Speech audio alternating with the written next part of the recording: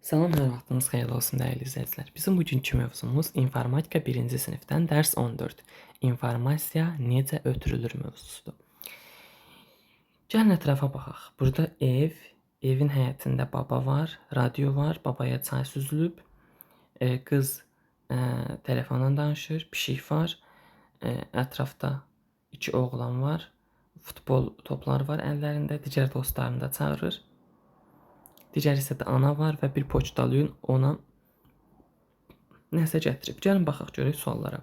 Poçtalyon nə üçün gəlib? Poçtalyon onlara ünvanlanmış məktubu ailəyə təqdim etmək üçün gətirib. Qız nə edir? Telefonla danışır. Baba təzə xəbərləri haradan alır? Radiodan. Aha, indi keçid alaq sual cavaba. İnformasiyanı ötürmək üçün müxtəlif vasitələrdən istifadə edilir. Telefon, televizor, radio, qəzet, kitab, informasiya vasitələri hesab edilir. Sonra gəlin baxaq. Nümunə: Aysel Kəmaliyyə həyətdə gördüyü pişik haqqında danışır. Burada informasiya vasitəsi telefondur. Bəli uşaqlar, burada informasiya vasitəsi telefondur. Amma eyni zamanda informasiya mənbəyi nə olacaq burada? Yəni haqqında danışılan şey nədir? Pişikdir. Deməli pişik burada oldu informasiya mənbəyi. Tapşırıqlara keçid alaq uşaqlar. Gəlin görək tapşırıqlarda nələrdən danışılır. Şəkildə məlumatlar necə ötürülür? Şəkildə birinci şəkildə televizora baxılır və televizorda gördükləri naminə oğlan informasiya əldə etmiş olur. Həyat haqqında müəyyən biliklərə sahib olur. Yəni informasiya ona çatır bu yolla. İkinci şəkildə isə görürük ki, bir oğlan və bir qız var. Oğlan qıza bir kitab hədiyyə eləyir və böyük ehtimal bu onun ya ad günündə ya hər hansısa bir informasiyaya və yaxud bir məlumata ehtiyacı olduğu üçün oğlan ona kitab hədiyyəsi eləyir. Qız da təbii ki, bu kitab vasitəsilə onun içindəki bilikləri, informasiyaları öyrənmiş olacaq və daha çox informasiya bolluğuna sahib olacaq. Sonra ikinci suala baxaq. Hansı əşyalar informasiya vasitəsi deyil? Gəlin baxaq. Biz demişdik informasiya vasitələri nədir? Qəzet, telefon, televizor,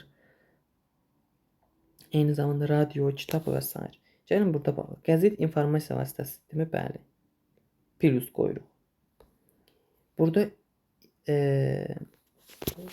var burada iynə. İynə sap var.